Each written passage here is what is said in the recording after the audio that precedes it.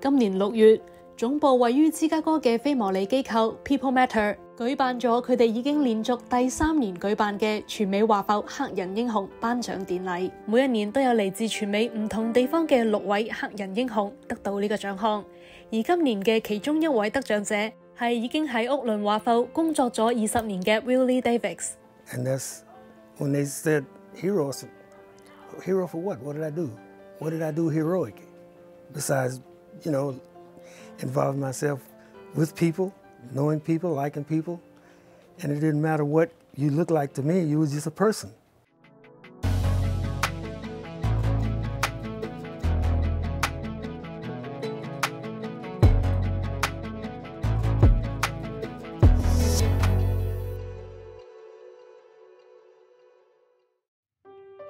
Wille Davis 出生喺密西西比州，喺佢童年求學嘅時期，佢所居住嘅社區入面有唔同嘅人種，佢同朋友們或者喺唔同嘅學校返學，但係大家落課之後都會玩埋一齊。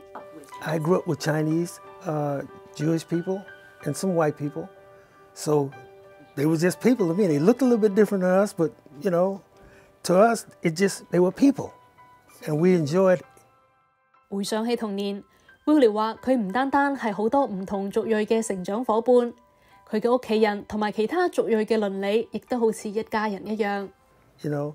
My grandmother raised me, and she had an account at a Chinese store. I think that store was named Hens, and there was a Teens on there as well. And she'd always say, "Go up to Hens and get me 2 onions and a bell pepper or something." I said, "Okay." I'd go up and get it, and they knew who I was. They would give it to me and write a bill down. And at the end of the week, she would go in and pay the bill. 後嚟 Wille 嚟到咗灣區，喺三藩市獵人角海軍基地服務咗25年，一直到1990年退休。Wille 從三藩市搬到咗屋崙，而喺一次偶然嘅機會下，佢發現屋崙林肯中心嘅桌球台壞咗，佢義務幫忙整好。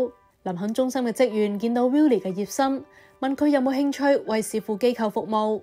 Maybe they could use somebody like you up at Feather River Camp. I said, "Oh, okay." So I applied, and I got a job at Feather River Camp up in Oakland Feather River Camp up in Quincy, California. And I worked up there for, as a maintenance personnel person. 後嚟 Wille 就成為咗呢個項目經理，並喺嗰度工作咗12年，直至呢個項目喺2003年停運。Wille 被再次邀請返到屋崙華埠林肯中心，繼續為社區入邊嘅小朋友同埋長者服務。呢一次係就嚟接近20年嘅光陰，佢亦都見證住屋崙越嚟越多嘅小朋友使用林肯中心嘅設施同埋服務。Starting at TK, and then you be around a child from when he's in the kindergarten and pre-K, and then the next time you see him, he's in high school, and he said, "You remember me?" I said, "Yeah, your face kind of looked familiar, but you changed a lot." 林肯中心及康樂中心每日都有超過2000個就讀於附近學校嘅學生嚟到呢度進行各種活動，睇住呢啲小朋友一日日咁成長，亦都成為 Wille 生活最大嘅動力。Is to watch them grow up and watch them have kids and not be in gangs anymore. Because when I first got there was a lot of Cambodians and Chinese fighting against each other, and I used to tell them all the time, "Why are you guys doing that?" Wille 話嗰啲當年打交嘅小朋友，而家都已經為人父母啦。最近幾年，陸陸續續亦都有好多當年嘅小朋友返到林肯中心去探望佢。提起當年 Wille 對佢哋講過嘅話，大家都非常之有感觸。So that's one of the motivations that keep me there all the time too.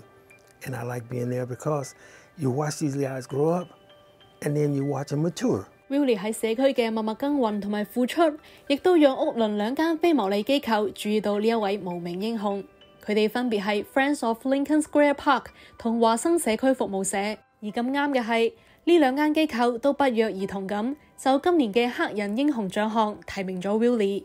華生 went ahead and submitted it, and also another organization submitted it, and we both submitted Wille Davis. And we said, it's not because he's only one.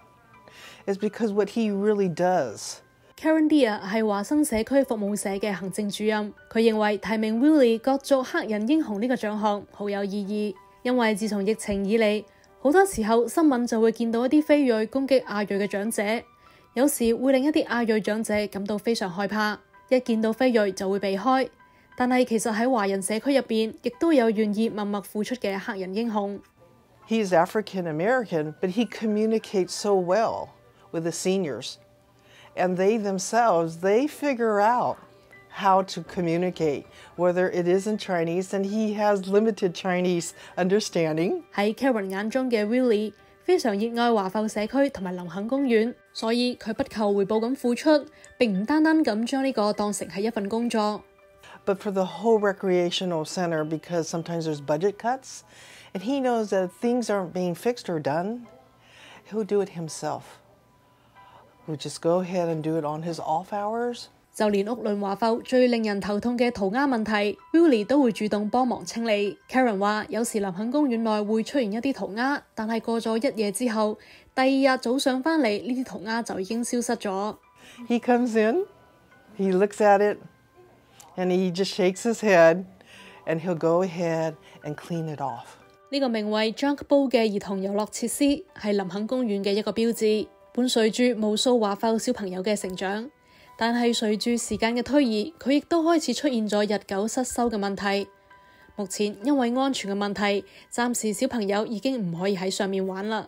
We have graduation on this boat too, in the school. Oh, really? Yeah. Graduation on this boat? Yeah. Every year? Yeah, every Wow. year. The fifth graders graduate, and you'll have two classes, one on this side and one on this side. Yeah. And they graduate, and, you know. And you just mentioned that you consider this boat is your baby. Yeah. So I like to take care of it. 咁樣一個承載住好多人成長回憶嘅地方 ，Willie 仲係唔願意放棄，直到而家佢都依然努力咁維修住呢個遊樂設施，而希望有一日能夠讓呢個 jump boat 重新投入服務。它是一個很傳統的好好先生，那他不會講廣東話，但是他跟大家都很容易打成一片，而且他很知道大家的需要是什麼。陳巧倫係屋崙華埠商會嘅行政總監，喺平時嘅工作中，佢亦都見到 Willie 一直以嚟對華埠社區嘅付出。佢認為 Willie 唔單單打破咗語言、膚色、文化同埋族裔嘅障礙，而更加難得嘅係佢對於工作嘅熱誠同埋認真，感染咗社區嘅好多人。但是你久了之後，你就看到他工作上面的熱情，他不是只說這份工作就是一份工作，他對人、對事情、對活動的負責的承認的那個認真程度是有目共睹的。那他就是非常，我可以說他是真的也是說在林肯中心，或者說在華埠一個中間分子。雖然被稱為華埠黑人英雄，但係同時 Willie 亦都係一個兒孫滿堂、有住繁忙家庭生活嘅慈祥爺爺。How many kids you have? 6. You have 6 kids. Yeah. How many grandkids you have? 8. You have 8 grandkids and 6 kids. And 2 great grandkids. 雖然早早就到咗退休安享晚年嘅年紀，但係佢依然堅持每日朝早7點半準時返到林肯中心，仔細檢查每一個地方是否需要維修。可以話只要喺邊度需要佢，佢就會出現喺邊度。I don't consider myself as a hero. Why? Because I like doing the job. I like working with people. I just didn't see, it was just doing my job. It's just being me.